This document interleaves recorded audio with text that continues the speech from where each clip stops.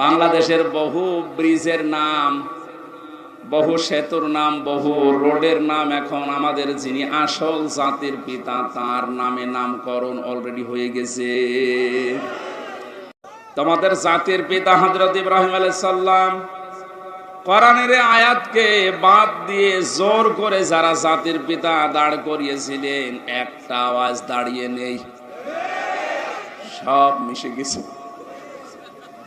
এমনকি এক্সপ্রেসওয়ের নাম পর্যন্ত জনগণ এখন পাল্টিয়ে দিয়েছে জাতির পিতা ইব্রাহিম আলাইহিস সালাম এক্সপ্রেসওয়ে। খাবার পাশ দিয়ে একটা রোড গেছে, ইব্রাহিম খলিলুল্লাহ রোড। বাংলাদেশের বহু ব্রিজের নাম, বহু সেতুর নাম, বহু রোডের নাম এখন আমাদের যিনি আসল জাতির পিতা তার নামে নামকরণ অলরেডি হয়ে গেছে। এই জন্য কোরআনের উপরে